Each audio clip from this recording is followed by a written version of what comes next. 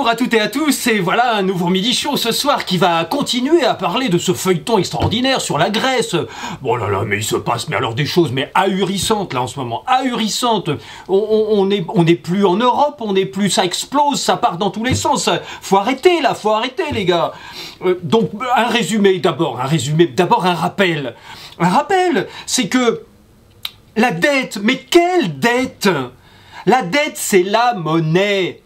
Quand nous avons de la monnaie qui circule entre nos comptes bancaires, quand on se paye des choses, quand on s'achète des choses, quand on fait des virements, des prélèvements, c'est de la monnaie bancaire. D'où vient cette monnaie bancaire? Elle vient des banques secondaires. Ce sont les banques commerciales, toutes les banques des coins des rues et toutes les grosses banques du monde qui émettent de la monnaie bancaire et qui mettent cette monnaie sur les comptes des gens qui reçoivent cette monnaie. Ces gens qui reçoivent cette monnaie sont des emprunteurs. Le métier de banquier, c'est de dire à quelqu'un combien vous voulez, 100 000, les voilà, ils sont sur votre compte, vous me devez 200 000. C'est ça le métier de banquier. Et c'est pour ça qu'il y a de la monnaie sur les comptes en banque. Et c'est pour ça que nous sommes tous endettés, que tous les pays sont endettés. C'est la seule raison. Alors le circuit, je vous l'ai déjà expliqué, il est terrible. C'est que une fois, c'est une patate chaude. Une fois que une banque a émis un crédit à partir de rien, sans avoir travaillé, sans avoir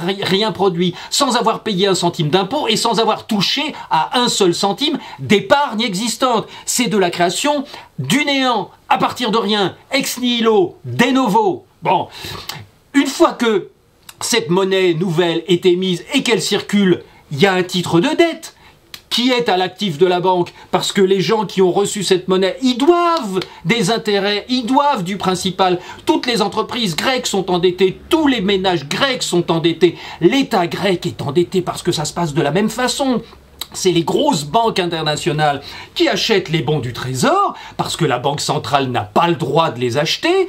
Donc des banques commerciales achètent des bons du Trésor et ensuite créditent le compte du Trésor public de la Grèce et de tous les pays en leur disant voilà, on vous a mis de la monnaie en plus. La monnaie d'où elle sort? Eh bien les banques secondaires, les banques commerciales se retournent vers la Banque centrale et leur disent bah au fait donnez-nous cette monnaie parce qu'on doit la donner au Trésor public du pays qu'on vient d'endetter. Et nous on l'a endetté à 4, 5, 6% ou plus, et la Banque centrale, elle nous donne des liquidités en tant que banquier, vous recevez des liquidités à 1% ou à 0,75.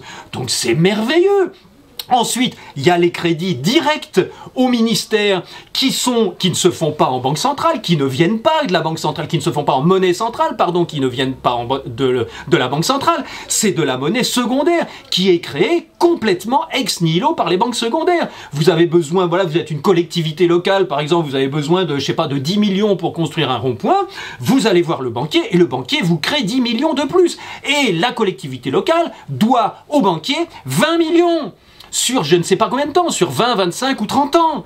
Donc c'est un endettement généralisé. Alors après, les titres de dette qui ont été émis par ces banques-là, eh bien c'est très facile d'aller voir des épargnants et de leur dire, regardez, j'ai ce bout de papier là, ça rapporte 5-6% par an, ça vous intéresse? Bah oui, évidemment, nous on est à la retraite, on a fait des économies toute notre vie, on vous achète ça, on vous donne toutes nos économies, c'est du liquide, ça renfloue le bilan des banques, et à la place, la banque vous refile le titre de dette qui lui a rien coûté.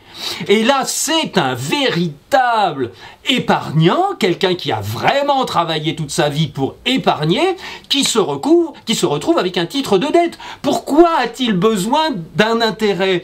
Parce que l'émission de nouveaux titres de dette en permanence dilue la valeur de la monnaie existante, fait baisser l'épargne, et donc on est obligé, en tant qu'épargnant, de se protéger contre les malversations, contre la création permanente de nouvelles monnaies par le secteur bancaire. Donc c'est un cercle vicieux dont on ne peut pas sortir autrement qu'en réinjectant de la nouvelle monnaie pour à la fois payer les intérêts existants et que les gens qui sont endettés puissent rembourser leurs dettes. C'est ce que vous regardez les anciens mini-shows, il y en a un qui s'appelle À nos amis banquiers où j'explique ça, il y en a un qui s'appelle Quantitative Easing for the People où j'explique ça. Donc résumé, qu'est-ce qui se passe en ce moment dans l'actualité? Varoufakis, Yanis Varoufakis. ancien ministre des Finances de la Grèce. Qu'est-ce qu'il a fait? Il a fait une interview, il a donné une interview à un organisme privé qui s'occupe d'investissement et de finances, qui est dirigé par un ancien ministre des Finances de l'Angleterre. C'est quand même pas un petit truc de rien du tout. Et donc il a donné une interview à ces gens-là, une interview téléphonique. Il y avait deux personnes, il y avait Norman Lamont, Lord Lamont, l'ancien ministre des Finances, et puis une autre personne de l'organisme. Et c'était une communication téléphonique qui n'était pas publique, qui était quand même diffusée aux membres de l'organisation. Environ 80 personnes qui écoutaient sur la même conversation téléphonique où deux personnes posaient des questions à l'ancien ministre des Finances. Et là, il a expliqué sa stratégie, tout simplement. Il a dit, écoutez, voilà, nous, on était... depuis le mois de janvier, on savait qu'un jour ou l'autre, on risquait que la Banque centrale nous coupe le robinet des liquidités et qu'on se retrouve avec un secteur bancaire complètement bloqué. C'est-à-dire que nos entreprises en Grèce, nos particuliers, nos ménages, tout l'État, tout le monde était bloqué parce que les comptes bancaires ne fonctionnaient plus, les distributeurs automatiques ne fonctionnaient plus, on avait ce risque-là, le risque d'un blocage complet de l'économie de notre pays. C'est un risque. Qu'est-ce qu'on fait quand on a un risque comme ça à gérer? Eh bien, on prévoit un plan d'urgence. Au cas où le risque se matérialise, on prévoit ce qu'on va faire. C'est tous les plans. Dans tous les pays, il y a des plans. En cas de guerre atomique, il y a un plan d'urgence. En cas d'inondation, il y a un plan d'urgence. En cas de blocage du système bancaire, il y a un plan d'urgence. En cas de tout, le rôle d'un gouvernement, c'est de prévoir des plans d'urgence de manière à faire en sorte que tout continue quand même à fonctionner malgré un drame, malgré un cas de force majeure. Et donc, pendant toutes les négociations, il y a plein de gens qui ont reproché à Varoufakis, non mais attendez, là vous risquez d'être viré de la zone euro. Donc vous risquez de vous retrouver sans monnaie. Est-ce que vous avez prévu un plan B au cas où vos banques soient bloquées? Et il répondait non, nous n'avons pas prévu de plan B, nous voulons rester dans l'euro, nous ne sortirons pas de l'euro. Tsipras et Varoufakis étaient parfaitement d'accord là-dessus. N'empêche que ça n'empêche pas de prévoir en cas de coup dur, de le faire quand même. Ce plan B, de le mettre en place quand même. C'est même une obligation politique, humaine et stratégique de le faire. Et donc, c'est ce que Varoufakis a fait. Le plan B de Varoufakis, c'était éventuellement, avec le soutien du Parlement, de reprendre le contrôle de la Banque centrale de Grèce pour pouvoir réémettre une nouvelle monnaie. Première chose à faire. Deuxième chose à faire, prévoir une diminution de la dette souveraine grecque unilatérale. Si les négociations n'aboutissent pas et que la BCE coupe le robinet et que les banques ferment, il faut bien prévoir quelque chose pour arrêter les remboursements. Donc il avait prévu ça. Et troisième mesure, on fait le plan pour libérer notre système monétaire, notre système de paiement. C'est-à-dire qu'on met en place un système d'urgence un système de paiement d'urgence parallèle au système existant qui ne fonctionne plus. Parce que le robinet a été coupé par la Banque Centrale Européenne. Voilà, c'est quelque chose de tout à fait normal. Alors, ce qui est extraordinaire, et ce qui est présenté, mais d'une manière hallucinante par les médias dominants, en particulier par France Info. Oh, France Info qui nous dit Varoufakis avait un plan B en cas de Grexit, mais un plan digne d'un polar ou d'une série télévisée. Dommage qu'un auteur n'ait pas eu le temps d'écrire l'histoire, car son livre aurait rencontré un vif succès sur les plages cet été. Le plan que fomentait Yanis Varoufakis. Mais attendez, mais vous êtes fous à France Info ou quoi? C'est un ministre des Finances, il a des responsabilités nationales. Son pays court le risque d'être complètement bloqué au niveau monétaire. Le mec, s'il fait pas un plan d'urgence pour essayer de sortir de cette situation-là, de gérer cette situation-là, c'est un fou. Enfin, vous comprenez pas ça? Donc, alors attention, il a monté ça. Alors le coup, bon, un petit peu rocambolesque, c'est que le seul moyen qui existe, c'est un moyen qui a déjà été utilisé, en particulier en Californie, en 2008, quand Lehman Brothers ça a fait faillite aux États-Unis. La Californie a mis en place instantanément un système de paiement parallèle, de manière à ce que le pays puisse continuer à tourner, à ce que les gens puissent continuer à payer leurs impôts, à ce que les entreprises puissent continuer à se payer les unes les autres, et à ce que les virements et les prélèvements puissent continuer à exister. Et donc, la méthode qui avait été utilisée, et qu'a reprise Varoufakis, c'est de dire on prend la base fiscale, on prend la base de données fiscales de tous les contribuables, et on rajoute sur chaque compte d'impôt un compte de réserve, un compte courant si vous voulez, qu'on peut alimenter par des crédits d'impôt, et ces crédits d'impôt, une fois sur les comptes des gens, ils peuvent s'en servir pour faire leurs paiements entre eux ou pour payer leurs impôts. Donc c'est une monnaie qui est émise par crédit d'impôt et qui circule par perception de l'impôt. C'est une monnaie fiscale. Ça fait des années, il y a plus d'1 an que Varoufakis, dans son blog, c'est un blogueur Varoufakis, il connaît très bien Internet, ça fait plus d'1 an qu'il nous a parlé de FT Coins, fiscal, des pièces, une monnaie parallèle basée sur la circulation fiscale. Future Tax Coin, FT Coin, c'est-à-dire une monnaie qui est émise de manière à pouvoir payer, si on le désire, avec ces taxes. Donc c'est une monnaie qui circule et qui permet les paiements entre les agents non bancaires. Bon, et donc c'est un plan qui fonctionne, qui aurait pu fonctionner, et qui aurait pu sauver complètement l'économie grecque au cas où la fermeture des banques se serait prolongée. Bon, et donc, alors, ce qui est génial, c'est que quand il a commencé, lui, écoutez bien, parce que là, on va très loin. Quand il a commencé, lui, ministre des Finances, avec une petite équipe qu'il avait formée, à regarder dans le logiciel qui gère les taxes et les impôts, les finances publiques de la Grèce. Il s'est aperçu qu'il pouvait avoir la main sur les ordinateurs, mais pas sur le logiciel. D'après ce qu'il dit, et je vois pas pourquoi un mec de ce calibre-là raconterait des histoires, en tout cas si ça avait été facile, il l'aurait fait, or il n'a pas pu le faire, il n'a pas pu prendre la main sur le logiciel. Donc il n'a pas pu créer les comptes courant pour chaque contribuable, de manière à ce que chaque contribuable puisse se servir de ce compte courant fiscal comme d'un compte bancaire qui aurait été dans ce cas-là complètement bloqué. Et donc, comme il n'a pas pu entrer dans son propre logiciel, imaginez Michel Sapin qui dit « Ah, au fait, tiens, montrez-moi un peu les statistiques là sur les finances publiques françaises, je voudrais voir un truc. » Il va à son service informatique et le gars lui dit « Ah non, je suis désolé, monsieur Sapin, non, on peut pas. Ah bon, pourquoi ? Parce que le logiciel, il est bloqué par Bruxelles. Bruxelles s'en sert, mais pas nous. Nous, on peut rien changer dedans, on peut rien rajouter. Techniquement, c'est verrouillé. Alors évidemment, la Commission européenne a tout de suite répondu que c'était faux ce qu'il avait dit, que la Commission européenne n'intervient absolument pas dans les comptes publics de Grèce. C'est juste de l'assistance technique. Alors, peut-être que l'assistance technique consiste à bloquer l'accès au compte et à la modification du logiciel. C'est pas impossible, et à ce moment-là, les deux auraient raison. Bon. N'empêche que, qu'est-ce qu'il a fait, Varoufakis ? Eh ben, il s'est dit, bon, écoutez, on n'arrive pas à créer des comptes courants pour tous nos contribuables pour sauver notre système au cas où le système bancaire soit bloqué. Qu'est-ce qu'on va faire ? On va copier le code du logiciel, on va créer sur un ordinateur particulier en dehors, complètement déconnecté du système existant, on va créer tout le système de manière à ce qu'il soit fonctionnel si jamais on en a besoin.